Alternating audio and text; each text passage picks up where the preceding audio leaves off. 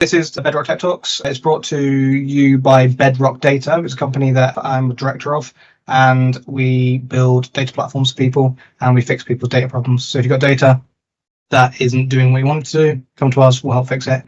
Tech Talks is more about bringing people's voices, people's messages, and giving them a platform. Juliana is coming today for a beginner's guide to building impactful Power BI reports. For those who don't know me, my name is Juliana Smith. I work as a senior data analytics consultant at Turner & Townsend, and I have about 18 years experience working with data across multiple industries. I started using Power BI fairly recently, back in 2020, and I got the PL 300, which is the Microsoft certification, in 2022. Just to manage expectations, I just want to let you know what is the objective of this session, which is to showcase how Power BI can enhance reporting capabilities and help new users to identify what to consider before creating a report. So I'm not going to be able to teach you everything about Power BI. So I will do a short introduction. I'm going to touch base on requirements and wireframing, data loading and transformations, case study, which I'm going to use a data extract from Primavera P6. And then I'm going to talk about data modeling, calculations and DAX, reporting visualizations. I'm going to summarize all of the session and open for questions.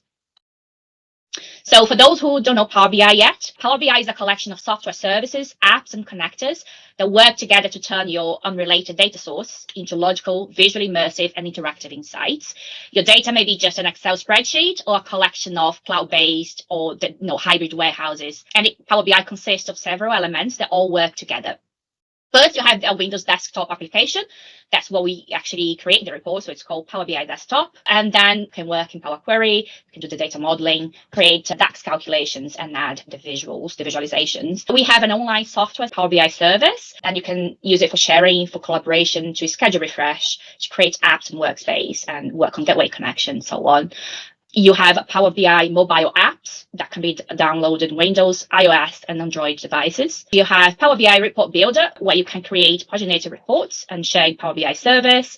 And you have a Power BI report server on an on-premise report server where you can publish your reports after creating them in Power BI Desktop.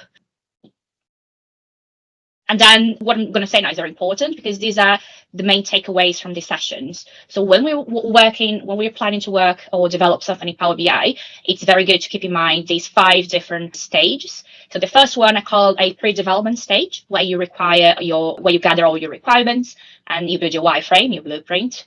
And after you do that pre-development stage, you can start thinking about actually opening Power BI. So that's when you're going to load your data, you're going to transform your data, you're going to create a data model. You're going to add any calculation if required, you use DAX for that, and you're going to actually build your report and add your visualizations. So, starting with requirements and wireframing. A lot of failures behind Power BI report come from wrong requirements. So you're not actually answering the correct questions. You don't say what your user needs to see. So it's critical to identify who the end users are and what kind of insights they want to see. So when you're thinking about requirements gathering, the first question should be about the audience. So who will use this report? Microsoft categorizes 3 types of users, and ideally we should have 1 report per user. And these user types are executive, who is a person who is in charge of making plans and decisions. That often involves a medium long-term focus. So they are, for example, the C-level executives. We have analysts, who are those who provide guidance to the organization, and they can be responsible for a range of tasks. And often the goals of determining effectiveness of business strategy, developing or improving processes. So, for example, you can have a continuous improvement manager. And we have information worker, who is someone who uses data to help making decisions or taking actions. Often these decisions are actions and are operational and are done daily. So, for example, you have an inventory manager. So once we identify our audience, we know who we're going to be building the report for, we have to define the report style. And usually the type of audience will be linked directly to your report style. So again, Microsoft lists 3 types. The first one is a dashboard, which is a highly curated report with focused visuals that quickly communicates the meaning behind the data, and is commonly used for executive level. So your audience, for example, in a C-suite, that's where you're looking to have a dashboard. Analytical reports, they're the kind of report that offers interactive visuals and slices, also known as user filters, and enable in-depth data exploration. It answers various questions, including the why and what might happen next. And we have operational reports that provide real-time data for making decisions and taking actions, often with streamlined user experience and buttons for navigation and external actions. And they are usually created for information worker. So once we identify our audience and the style of the report, we can start thinking about KPIs or high-level metrics. So for example, we're going to report on total costs spent, milestones achieved, cost performance index, or any other performance metric that we need. And once we have those high-level metrics, we can group them. For example, we can have all the KPIs that are reporting on risk management or all KPIs for value management. And this is quite important, especially if we are planning a multi-page report. So once we go through this stage of identifying the metrics, we have to think about data granularity. So data granularity in data modeling refers to the level of detail or precision of the data. It indicates how detailed the data needs to be, how far do we need to break down the data. So for example, do we need to filter a report by project, by WBS, by work package level? When we're talking about, for example, total costs, do we need to have a monthly total? Do we need to have a weekly totals or daily totals? What level of detail do we need? So for high granularity, it means high level of details, and low granularity means low level of details. So we also have to see, what kind of filters do we need to add? Do we need to filter by project? Do we need to filter by financial year? So that will affect how we create the data model. We're going to speak a bit later today. So after that, we can actually work on the report storytelling. We can, for example, what we're going to tell in the report. And a good way of doing that is first listing the users. So who's going to be looking at the report and the type of usage. So what going to they use the report for? So for example, the primary user is a C-suite executive, and the usage type is he wants to look at the report, and in less than 5 minutes, he wants to understand how well a program is doing, which projects are behind schedule, and who they need to chase to get things back on track. This principle is very similar to creating UX, or user experience personas, to better understand the target audience. So once we have this clear set of insights, we need to look into data availability. So what data sets are required? Choosing the right data sets to deliver the right insights, it's crucial. And if you don't do it correctly, it will jeopardize the success of your report. So you need to start talking about, does the client already have data available? Are they still going to start collecting the data? Or if they do have data available, is the data available enough to answer all the business questions? So all the requirements that you gather, is the data enough? So you have to do some sort of gap analysis for that. And then is the data available in standardized format? I often get to speak to clients and, we have a lot of data, we have everything.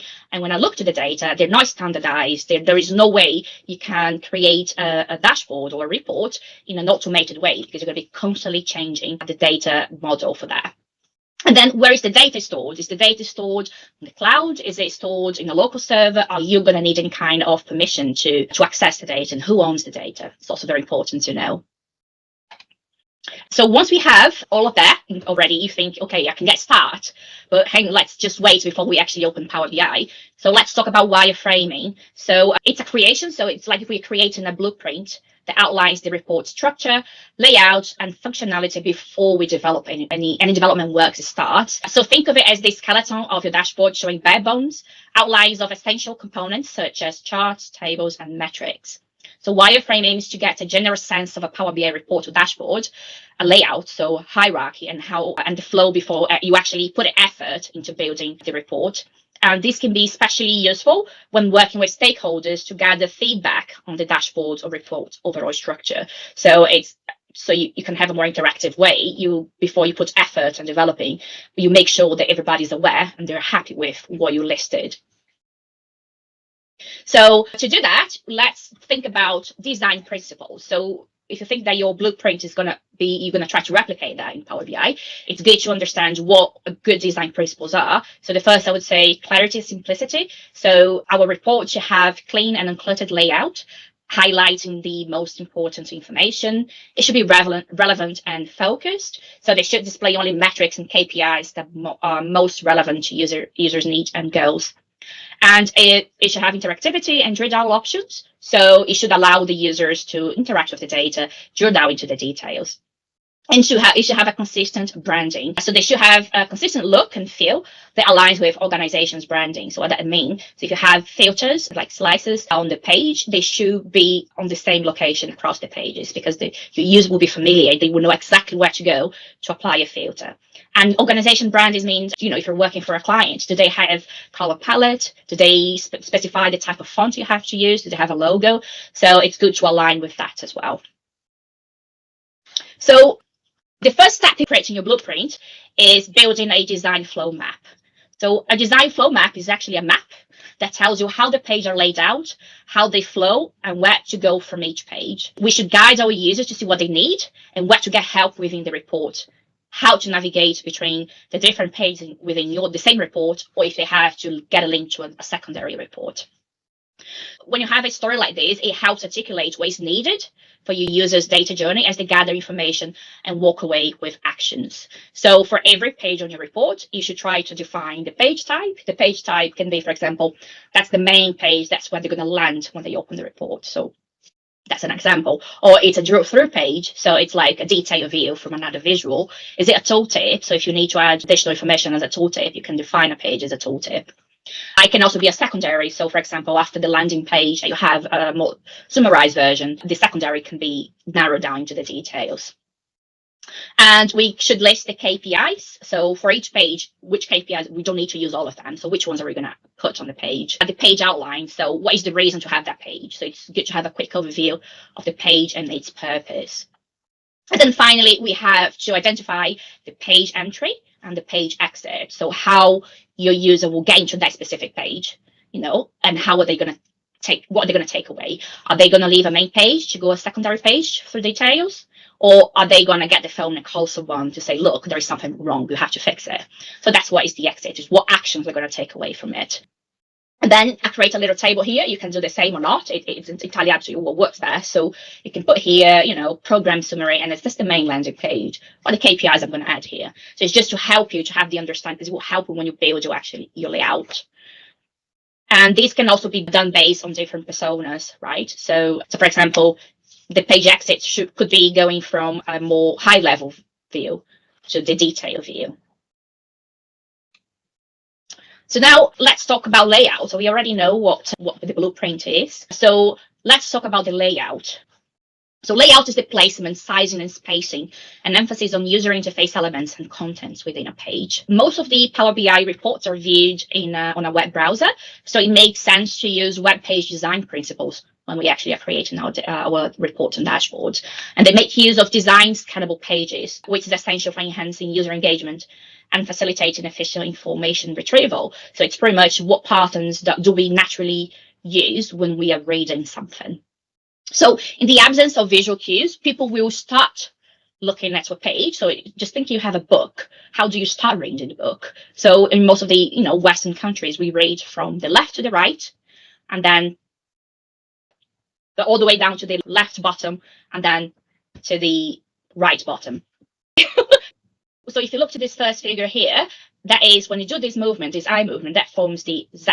So this is a Z pattern, and that shows how we naturally scan a page and offers advice where we should put important information. If you choose to use the Z pattern, it's important that you put the most important information right on the top, because that's where people will get started looking to your report. And then we can call it an extension of the Z pattern, as if it's a longer page, you're going to do the same Z movement, but we're going to keep doing it, and that will make like a zigzag pattern. And the Z pattern is really good for simple designs, and they don't have they just have a few key elements that need to be shown. And we also have another type of layout that it's called focal points. The pattern of focal point says that people will first look at the most dominant element on the page. So the element with the most visual weight. And from there, the eye will follow paths from the dominant element to other focal points in the design. The order will depend on the relative weight of these focal points, as well as any visual cues indicating where to look next. You can use these focal points to reinforce the Z pattern, or not. So I have here my focal point I established that will be here on the top, and it's going to have a different color, a stronger color that I want people to look into it. And that's exactly what we have to do. We first have to establish the information hierarchy, which refers to how the information is organized in a logical and visual manner in relation to each other. A good hierarchy allows the users to quickly and easily identify the most important information and explore more details as needed.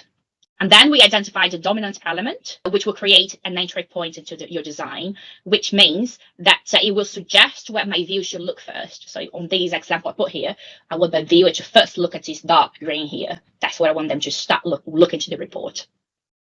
Without this dominant element, the viewer may find difficult to organize the visual information in front of them. They may get confused. What should I look first? You know, it can be quite overwhelming, especially if you have a lot of visuals in the page. And we can give elements different visual weights based on the color.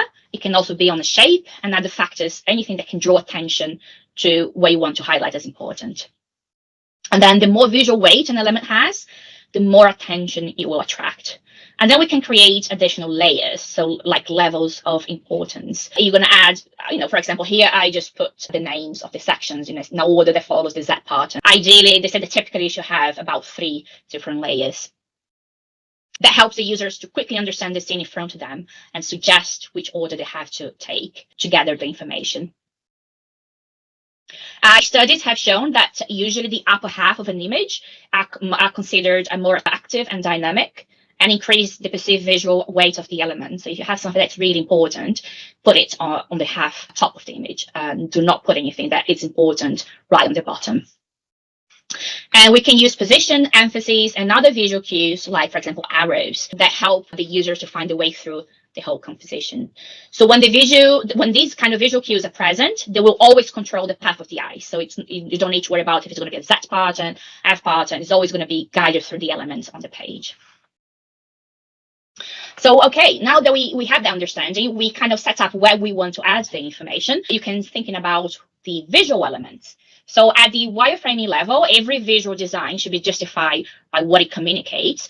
We should never just add visuals because we have, or I like it, or because I have enough data for it.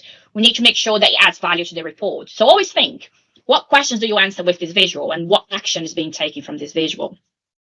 So I listed here what I want in every case. So here I want the main KPIs. I listed the KPIs. For a schedule, I say that I want an S-curve, what the S-curve is. So you can do like this. So for example, I put here section schedule. What is the visual? And then you can answer the question. What is this visual answering? And what kind of action will the user, will the viewer do after they look at this visual? There are multiple ways that you can build your blueprint. You can use pen and paper or, for example, PowerPoint. I think it's very useful, PowerPoint. And there are other specialized software such as Figma. So now that we've built our blueprint, so this is my blueprint, it's ready, we start thinking about, okay, I'm going to open Power BI, I'm going to connect to the data source, and I'm going to get started. So before we do that, I always like to introduce people to Power Query, which is a data transformation and data preparation engine. Power Query comes with a graphical interface for getting data from multiple sources and a Power Query editor for applying transformations. So you're going to see, I'm going to open shortly, but you have different icons here. So you don't necessarily need to know how to code. It's quite graphics, quite visual. You can do quite a few transformations, not knowing much of code at all. So I'm going to do a quick case study, which I'm going to get data from Primavera P6, which is a project programming portfolio management tool used for planning, managing, and executing project work. So to do that, so this is our blueprint. If you have your report open and you want to go to see Power Query, the best way of doing that is clicking Transform Data, and it will automatically open Power Query. There it is. I'm just going to close it. Let's now connect to the data. The data is an Excel file. It's an extract. And I collect Excel. I'm going to select the file that I want. And then I know that's the schedule. Once you select the sheet that you want within the Excel file, for example, it will give you a preview. So you can also see something similar in Excel if you use Power Pivot. So this is the preview. I can see a few issues. So we're not going to load the data. If you load the data, you're going to go straight to Power BI desktop to start building the visuals. We don't want that because we need to transform the data to make it the right format. So if you click Transform Data, There we go. So that's Power Query. So you have here the different tabs on the top where you can have different functions and different transformations. I'm going to go back to the presentation just to highlight the issues that we need to address. It's just make it a bit easier. So for example, the first thing you can see here, this is my column header, activity name, program code, project code, and they should be on the top. So they're not actually as headers, they are on the row 1. So that needs to be addressed. We have quite a few empty columns at the end that we don't need it. We also have, you see here, line 13, line 24 and 35. They have empty rows. So Power BI see empty as null. They're going to put null, and we don't need them. Why do you need a null? There is no data at all across the row. And then we can see here on the date columns, they have a letter A. So in P6, when a forecast date is actualized, it adds a letter A to indicate that has already happened. But we don't need it. If you try to convert this to date, Power BI will not like it. If you have anything other than the date itself, it will cause issues. And the same thing we have here, there is a little star here. There are a few special characters that can be used on the date in P6. So if you're working with a planner, for example, or any other file that you're going to have date, if there is anything like TBC, in this case it's asterisk, this star or a dash, anything, it's good to know because you can future-proof your report. It's not going to break if they suddenly appear. There is also an additional space here. So you can see here the activity name. There is a space that I don't need that. The same thing here on the program code and the project code. I don't need a space. And if you look on the column 1, so the column activity name, we have the program code and the project code. We don't need it because we have a column for it. We don't need it. And then we have the program code. It's not going all the way down. It just starts. And then the next one's going to be the next program. So we need to make sure that these rows are populated as well. The same happen on the project code. If I could go back now, I'm going to try to demonstrate how I would do the transformations. I think it's good to understand that people may think differently. They may have different thought process. They may do differently, and that's absolutely fine because what matters is achieving is the outcome. If the outcome is a standard data with the correct format and the data type, that's what matters. The first thing that I would do in this case is actually putting the column headers in the correct place. So on the tab home, there is an option, use first row as headers, that will automatically put the headers in the right place. Then I want to remove this column. So there is nothing on column 12 on. I don't want them in my model. So what I can do, I can select the first column with date. And if you hold the button Shift and then select the last column with date, it will automatically select all the columns. And then what I want to do, I want to remove everything that is not connected. So on the tab home again, there is an option, remove other columns. And then I remove the other columns, and that's done. So now we can, for example, let's remove the space that we have before the activity name, the program code and the project code. So we can select all the columns at the same time if we hold Control. There is an option if you right click, there is transform and trim. So that will remove any excess space that you have. So that is done. And then I want to make sure the program code and the project code are populated across the all rows. So to do that, it's got a function that's similar in Excel, that's fill down. So I'm going to select both columns, right click, and then fill down. It fill down. It only fills down if it's null. If it's got zeros, or it's not going to happen. It only will fill until it finds the next value. So it has to be all nulls. Now that I have that, I can actually remove the program code and the project code from the activity name column, and as well the nulls here. I don't want these empty rows. So if I select, I can just untick those. So the nulls and the program name, the program codes and the project codes, I will unselect, and then it's nearly there. So now I want to show you what happened. So this is a date that's got the A. What happens if I try to convert this to a date? It will not happen. So that's why we need to address these before actually starting working. So to do that, the way that I found quite useful is selecting both of the columns that have the A, and then I'm going to extract the text that is before the delimiter. So if I go to the tab Transform, extract text before delimiter. My delimiter is A, but it's got a space before that. So I'm going to put space, capital A. It's case sensitive, so you need to put it in capital. And then if I hit OK, it will only keep everything that is before that specific delimiter. And then I have the same here. We had to use the same thought process to remove these star. So I'm going to select the columns of date, and I'm going to again extract before delimiter, I'm going to add it. For this file, I only have styles. I'm going to add and I remove everything. So now if I try to set them as date, I'm not going to have any error. So that's something that we have to do. Make sure that whatever is date, you set as date. Whatever is whole number, or you're going to need to use any kind of calculation, make sure that you set it to whole number or decimal number. Anything that got anything other than number, it cannot be set as number. It will give you an error. So you have to set as text. So that's it. I'm done with transformations. All these steps I applied will be recorded. You can have a look here and apply steps. And for every step, Power BI will create a line of code.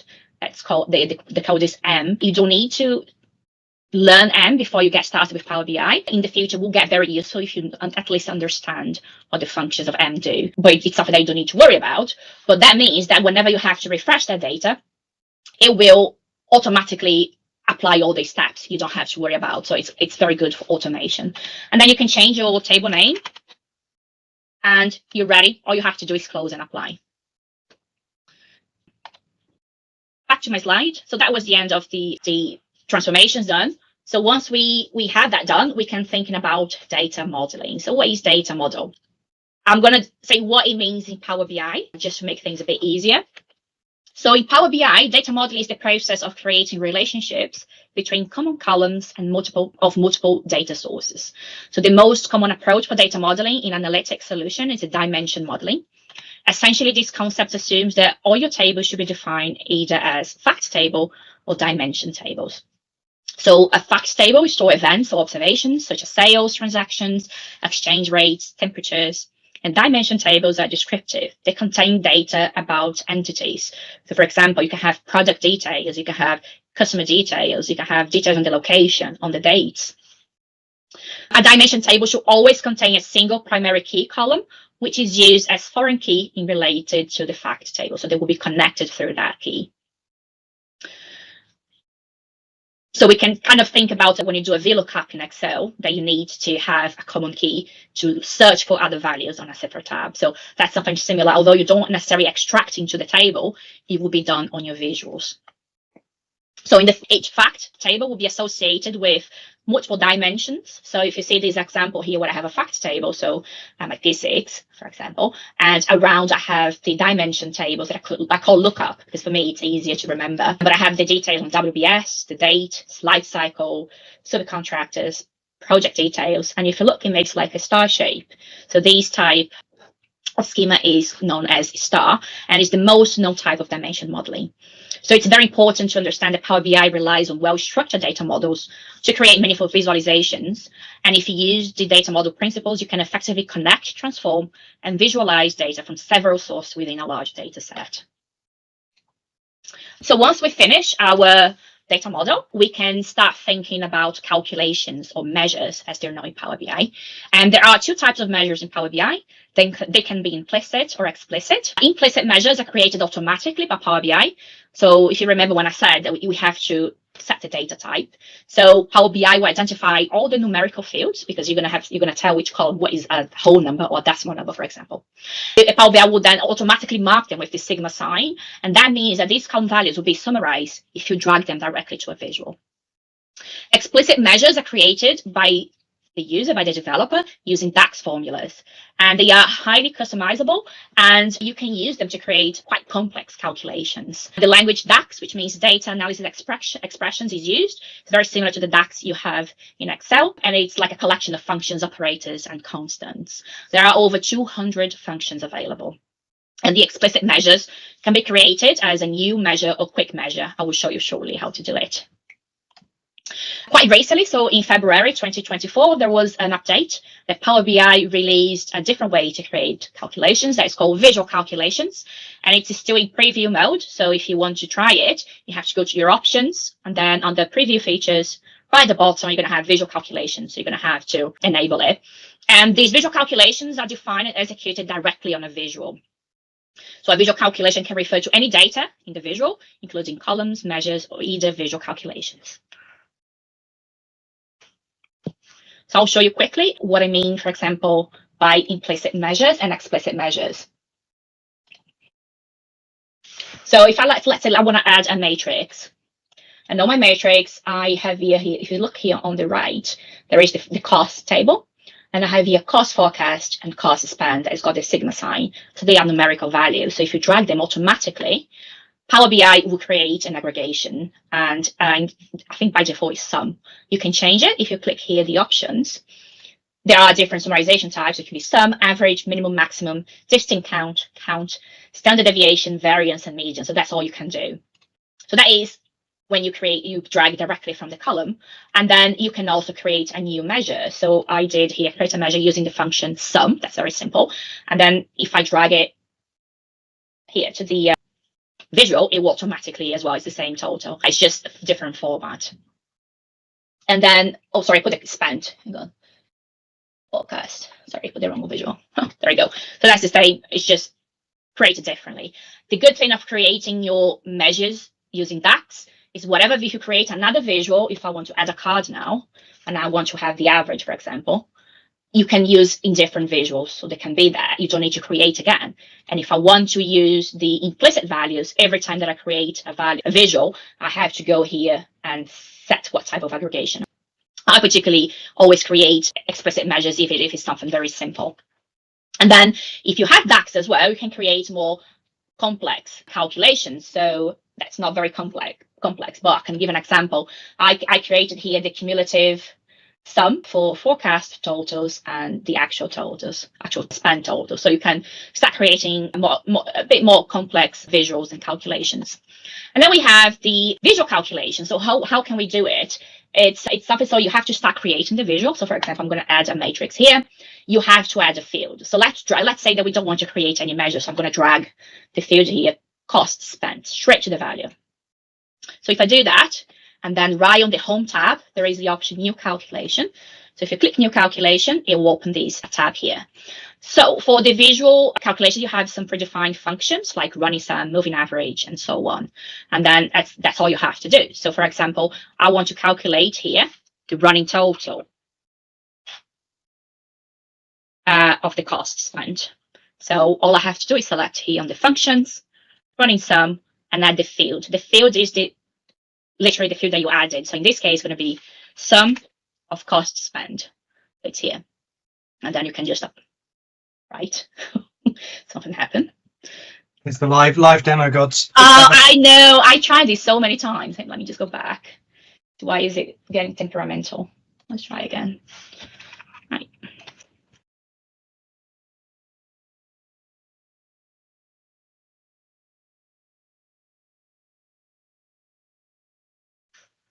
Cost spent. Right. Let me add something else. Hang on. It will work. I think does it want a date access as well? Yeah, I think it's the date. The date, that's it. I put the end of the month here. And then what was it? The spend. I have to do it. There we go. Okay.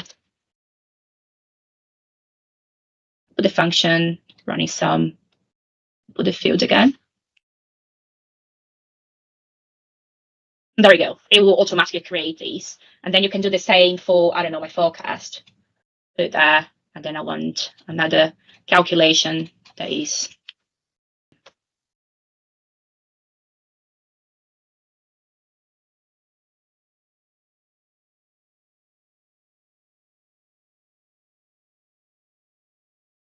there we go. Something that we have to bear in mind. So for example, I'm going to just get out of here.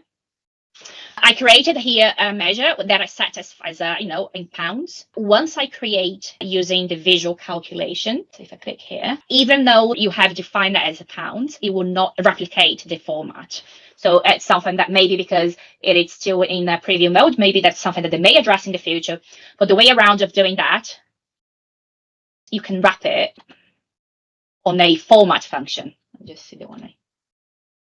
So, for example, this is the function that is there. And then if you wrap the format and you put here how you want to format it, you can just Google it to see what strings you need to use. So that is a way around of doing it. Then go back to the report. So that is implicit, explicit measures and visual calculations. There we go. And so we do that. We have all the measures we need. And then it's time to add your visuals. So visualizations, known as visuals for short, they display insights that have been discovered in the data. A Power BI report may have a single page with one visual or multiple pages with multiple visuals. So if you see here on the left is my blueprint, everything that I said that I was going to do based on my requirements. And then I added the visuals, and I use the colors of Bedrock, just to give an example on what I said about branding. So I'm going to open this file quickly to show you. So this is my front. I just created one tab, but this is going to talk about data model.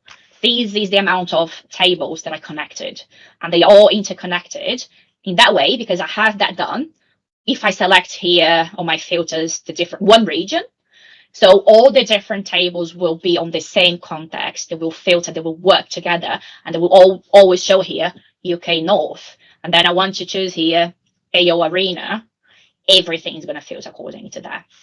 And that is something that involves you building a meaningful data model, you making use of DAX so you can create more complex calculations.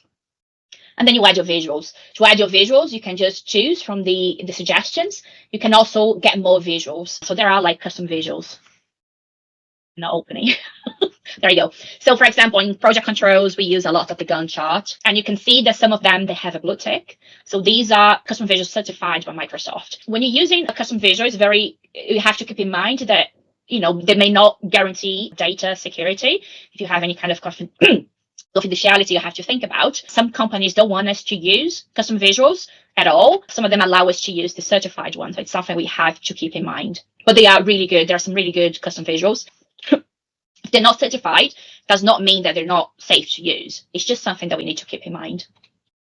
Yeah, sometimes there's certain functionality you can't do, otherwise you'll be blocked from certifying.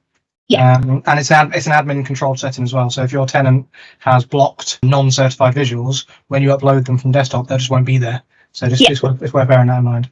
Yeah, and happened to me before. So it's the same. Yeah. Some of the visuals you need to pay for a license. Yeah. So when you are in development mode, it will work. As soon as you publish to your workspace, it will say that you need to get the license. It's quite embarrassing. So you have here, that's an example that I created. We can move on now to something that I always like to talk about, which is accessibility. So when we get to choose our colors, or if we have to use a specific color palette, we have to bear in mind that some people are not capable to see the difference between certain colors. And design is not truly inclusive until it caters to different users with different needs from the norm. So there is something called color blindness. And approximately 350 million people around the world experience some form of color blindness. About 8%, one in every 200 females, about 0.5%. And additionally, there are several other common conditions that can affect the ability to see colors and the data visualizations. So we should ideally use accessible colors. So it's accessible colors. So it's actually color combinations that have enough contrast to ensure layered elements on a page are distinguishable for those who are visually impaired. There is some guidelines. So the Web Content Accessibility Guidelines provides clear recommendations how to make content accessible for everyone. I have here just an example of some types of color blindness, how they will see certain colors, and what color combinations we should ideally avoid. So we should always try to use accessible colors, but most of the time it's not possible because we have to follow certain branding guidelines or color conventions like RAG. Who doesn't like red but green, right? When reporting on performance and progress, RAG, it's there all the time. And the absence of easily options to toggle between different themes in Power BI often results in reports that lack in color accessibility. So recently, I'll show you shortly. So for example, I did a simulation here. Adobe Color has got a tool that you can simulate how 3 different types of color blindness see the colors. So I did a simulation here for the standard RAG colors, and they created like alternative colors. Then all you have to do is add a legend and explain it. You put the color and what it means. It's positive, negative, neutral, whatever. We also have to consider about the contrast between foreground and background. So what does it mean? The text or icons that you're going to put on the top of a color, you should ideally have a contrast ratio about 4.5. There are tools available online for free that you can check the contrast ratio as well. Ideally, the use of color should not be the only visual mean of conveying information. The Web Content Accessibility Guidelines also recommends providing alternative cues such as text label, patterns, icons as well. So on the dashboard that I created for this session, there was a risk matrix that is very commonly used in risk management. And I did a simulation here, what a standard colors would look like in different types of color blindness and what alternative colors would look like. And I'm going to demo here, but I found a way to create like a toggle button that we can move from a standard view. So I did here a simulation of the colors that I used, and I did a simulation for the alternative view. So I can show you. So this is my report, and I have a button here that when I toggle, it will automatically show the different colors. And I use here as well, like markers, the lines with different stroke thickness, and some of them are dotted, dashed. I found these one too small, so I had an option to hover over and give it a larger view. And that's just an example what I have done for a client. And I have committed myself to always talk about color conventions. If you need to stick to those conventions, I would try to do something like that. Just to summarize, the 5 stages we have to keep in mind when we are developing Power BI: pre-development, requirements, and wireframing. So to gather requirements, we're going to identify the dashboard scope, the audience type, report style, data hierarchy, and level of details. We're going to identify the KPIs, metrics, and story behind it. We're going to map out the data source. Where are they saved? How we're going to access them? We're going to define the page outline. So, what is the purpose of each page in your report? The entry and exit, so how users will navigate to a specific page and which under context, and where the viewers will go next to answer the question. So that's the exit. And then we're going to define the page layout. So we're going to have a logic flow and storytelling, and we should draw the user attention to the page focal points and present a clear path for the eye to follow. And then we have our wireframing that we're going to create our blueprint, outline the report structures, layout, and functionalities. And then we finally get to the development stage where we can load and transform our data using Power Query, which is ideal to automate tasks and combine multiple data sources. And then we're going to create our data models. So we're going to identify what the fact and dimension tables, how they're going to be connected. And then we're going to create, we're going to see in our requirements if we're going to need to add any calculations. So if you need a month-over-month percentage, for example, or a cost performance indicator, if you need a calculation, we can use DAX to create explicit measures. And then finally, we're going to follow the wireframe. We're going to follow our blueprint to add the visuals to, finally have that final version. For custom visuals, we have to bear in mind if there are any restrictions in place, and also always try to consider accessibility when you're choosing your colors.